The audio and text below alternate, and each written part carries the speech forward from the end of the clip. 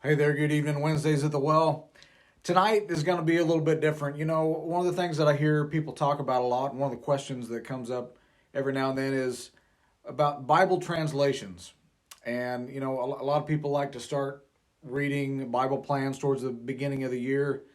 And for Bible reading, just in general, one of the biggest obstacles is, are you using a translation that's going to help you? And there's all kinds of questions. Why do we have so many different translations? It can be overwhelming.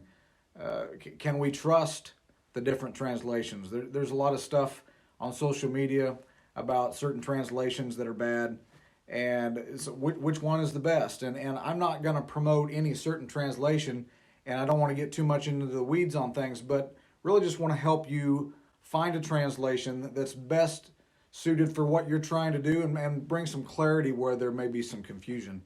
Now, first, let's remember we're talking about translations, English translations of the original languages, Hebrew, Greek, a little bit of Aramaic. My mom used to work at a Christian bookstore, and people used to come in every now and then and say something like, I just want the original. Just give me the original. Well, as much as you want to laugh and say, well, sorry, we're all out of Dead Sea Scrolls, how we got the Bible that we have today, from all the way back from when Moses or David or Paul put pen to paper to what we have today, is a lot more complicated. But when we say the Bible is inerrant, infallible, we're talking about what we call the original autographs, the original scrolls when the biblical writers put pen to paper. And we have thousands and thousands of manuscript copies, and this is before copy and paste, and so there were mistakes when scribes would copy these different manuscripts, and we don't have any of the original autographs. So when we get to an English translation, we have to decide which of those manuscripts are the most reliable. And of course, when you translate any language, some languages may have more words or less words than others, and so translation is never a clean, easy thing. But English translations, there's so many of them. It's kind of like Baskin Robbins ice cream. There's so many to choose from, and people may have their favorites, but there's just a lot to choose from. So maybe a better illustration would be, think about different types of hammers. This is my favorite hammer. I've had it for years. Just comfortable in the hand. Uh, just kind of my go-to hammer. Built a lot of things with it over the years. Used to help my dad tear down old barns. Did a lot of denailing with this hammer, but I wouldn't do everything with this hammer. This wouldn't be good for every type of application.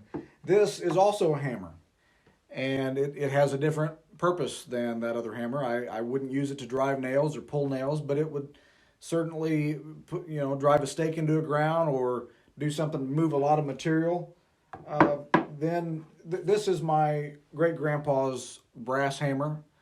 Um, don't use it that much because I have better hammers, but it's still usable. And then I've got this really small ball peen hammer, and it's got a specific use.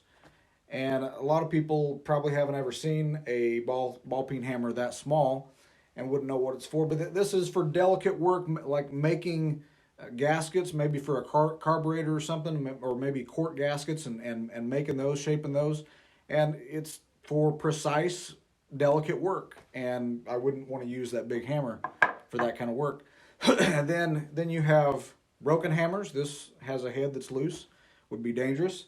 Then you have fake hammers. This is my son's toy hammer. It looks like a hammer, but it's not. And so when we look at Bible translations, we have what we call word for word translations, and then we have thought for thought translations, and then we have paraphrases. Then we also have corruptions, and what I mean by a corruption is that the translators have this nefarious intent to change the Bible. And so, for example, the New World Translation that the Jehovah Witnesses use, where they've intentionally removed parts of the Bible that have to do with the deity of Jesus, because they don't believe that Jesus was the third person of the Trinity like we do. Another example would be Thomas Jefferson's Bible. You can see it in the Smithsonian today. It's called the Jefferson Bible, where he literally cut out the parts of the Bible that he didn't like. Things there again about the deity of Jesus. But we're not going to focus on corruptions tonight, because they're really not Bible translations at all. They're kind of like that that fake hammer. It's not really a hammer, or maybe they're like that broken hammer that's dangerous. So when it comes to the faithful Bible translations, there's literally hundreds of faithful English translations. But I'm just going to look at the top 10 or so that are most popular right now. And so you have this sliding scale from word to thought to paraphrases. And what we mean by word for word is, say you have a Hebrew sentence with 5 words in it. You try to find 5 corresponding English words in that order.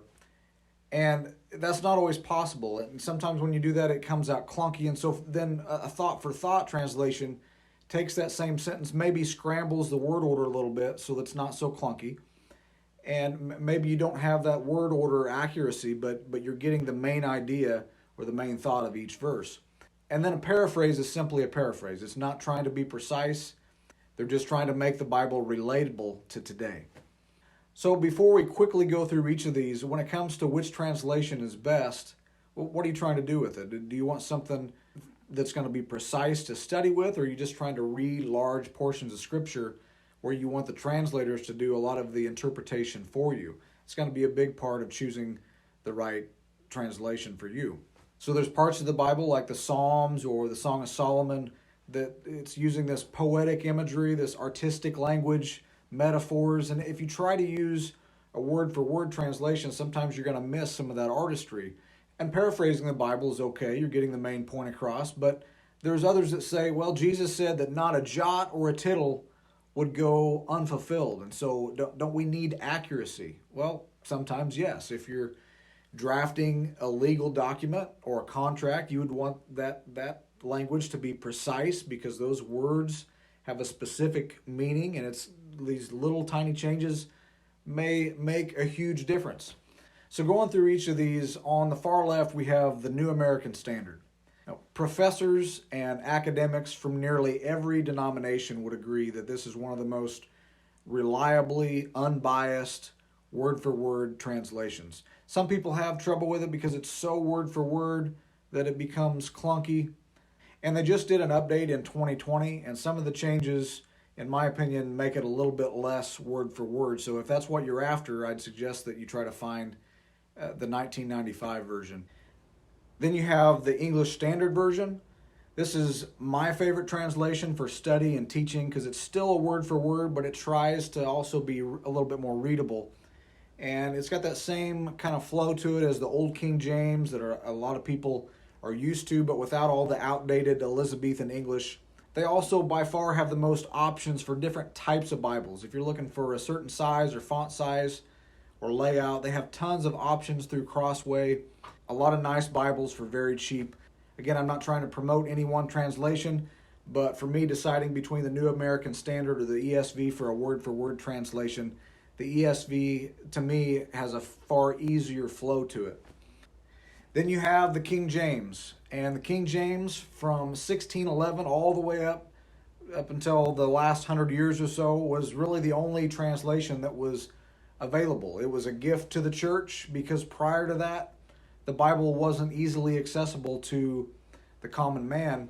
But the issue is that today, it's really not accessible to the common person anymore because we don't talk like that anymore. And there's a whole controversy about King James only, and most of the people that say that they're King James only really don't understand why they are King James only, other than it's what they were taught, it's tradition, it's what their parents used, what their grandparents used, and they feel a sense that it's reliable, it's faithful, and I would say that it is.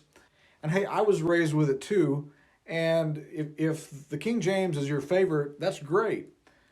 I still use it from time to time, and it would take a whole nother video to go into the whole King James only controversy. But real quickly, besides the fact that there are hundreds of words in the King James that are either obsolete today, or in a lot of cases, words mean something totally different than what they meant back then. One of the things that circulates online every now and then is where they have these posts that show that these other translations like the NIV have removed like 13 verses or so from the Bible. And if you look at those verses in the other translations, you're going to see that it appears that there are missing verses. But most of the time, there's a footnote at the bottom explaining what's going on here. But very quickly, the issue is this. When a guy back in the 1500s named Erasmus compiled what's known as the Textus Receptus, which is the Greek manuscript that they use for the King James, he had very few manuscripts that were available to him at that time, 20 or 30 or so. And because, remember, no two manuscripts were alike because these scribes copied them and there were mistakes and they had to compare between them. But since then, over the last 150 years, we now have, instead of 20 or 30 manuscripts, we now have over 5,000 manuscripts available that have been found that are much older than the ones that Erasmus used.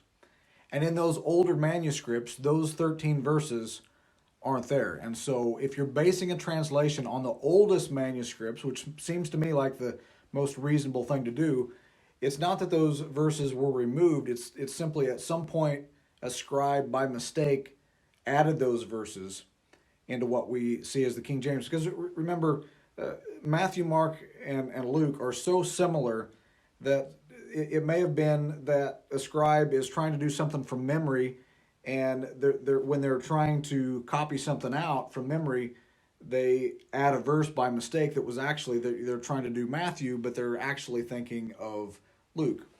Now remember, the Bible wasn't written with verse numbers. Those were added later. So for example, in the ESV, every time you find one of those missing verses, you look down at the footnotes and it's going to say something like, some manuscripts have this other verse. So either way, there's no intent to change doctrine by removing these 13 verses. It's simply that modern translations rely on older manuscripts that are available now that weren't available 400 years ago. And I think that if Erasmus would have had all the data that we have today, then he would have used it. So there's a lot more to it, but the King James has had a massive influence across the world. It's been widely used for centuries. But for those to say that it's the best translation or it's the only translation, if you consider all the manuscript evidence that's available today, you really can't make that claim. I respect the King James. I'm not trying to be critical of it. There's people that like to fight about it. I'm not one who does. So moving on, then you have the New King James, which is largely like the King James, but they've removed the these and the thous and a lot of the antiquated language. And I used to use this as my main translation for study, but for me, even it's getting a little bit outdated in some of the verbiage because remember, language changes through time, and it's always a moving target if we're trying to understand it. Then you have the Revised Standard Version, came out in the 50s. It was very popular. Not as popular as it used to be. The ESV is somewhat of a revision of the RSV. Then moving on to a thought for thought, you have the Holman Christian Standard Bible, which is a good, understandable translation. Just be aware that the Southern Baptist Convention publishes this translation. It's a faithful translation, but most translations have teams of scholars from multiple denominations, whereas this one doesn't. Then we have the NIV, which is very popular. It isn't quite as popular as it used to be 10 or 20 years ago, but still one of the most popular translations. That's why a lot of pastors use it to preach from on Sunday mornings. I used to use it as my main translation when I was a kid, all the way up to just a few years ago. It's kind of right down the middle. It's not trying to be a word for word accurate translation, but it's also not a paraphrase. It's kind of like that basic standard run-of-the-mill hammer that has a lot of uses, but it doesn't really specialize in any one thing. Then you have the New Living Translation, which is a thought for thought, but it really reads easy enough to be a paraphrase. And if you're new to the Bible, all of us on staff would highly recommend this translation, the New Living Translation. Or if you're not studying but just trying to read through the Bible, there's some precise things that you may miss, but it does a very good job at being faithful and accurate in its interpretation. It's very reputable and also very, very readable and up to date. They've also, in the last couple of years, came out with what they call their Filament Bible, which you can buy different ones on Amazon for around 25 bucks. And they come with a link to a free app that goes with the Bible that has all kinds of study helps, devotions, short videos that can give you an overview of each book, and then even worship songs that go along with each part of the Bible. So instead of carrying a 5-pound study Bible, you've got a normal Bible that is also a study Bible and a devotional Bible. Then moving into paraphrases, it's not as popular anymore, but in the 70s they came out with the Living Bible, which was promoted by Billy Graham. And then we have the Message, which is very popular. I love the Message. I wouldn't necessarily treat it like a translation. In fact, it doesn't claim to be a translation, but I'd treat it a little bit more like a commentary. It's trying to be a paraphrase and put the Bible in everyday language that we use. But in doing that, since it is a paraphrase, you're going to miss a lot of stuff. And Eugene Peterson, the guy who wrote the Message, one of my favorite authors, just recently passed away. But he used to say that he would go into churches and he would cringe when pastors would put the Message up on the screen to teach out of, or they would use the Message as their main translation for teaching. Now, I've done that from time to time, but as a supplement to another translation. But Eugene Peterson didn't even intend to write the whole Bible. He started out translating the Beatitudes for some of his congregation, the new believers, so that they would understand it better. And then publishers started coming to him and wanting him to translate the whole Bible. And I mean, it's a masterpiece. It's awesome. But it really was written for new believers that have no background in the Bible at all. But he intended for them to quickly be weaned off of it. And I wouldn't say completely wean off of it. It's great for devotionals. It might even be your favorite, but it's better to treat it as a commentary and read it alongside another translation. See how Eugene Peterson applies the ancient text into 21st century life.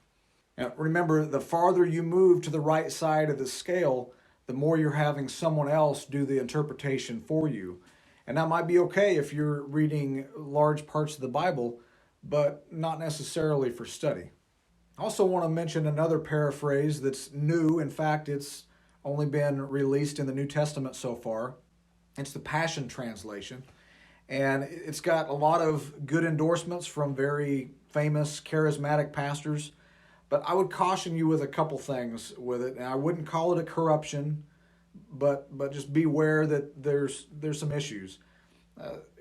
The guy who translated it says that God gave him prophetic insight into the original languages. But then when scholars review what he comes up with, and there's been a lot of times when scholars have said, hey, you're way off here. In some cases, he's way off. And what's he do? He ends up just changing it. And if you're going to make a claim that God's given you this special insight that nobody else has, then you don't stand by it, there's a disconnect somewhere. There's some kind of problem there. He's also got into some credibility issues with his credentials and his experience in other languages. But what he really tries to do is he tries to make the Bible sound more charismatic or passionate, and he really just adds extra descriptive words and charismatic lingo.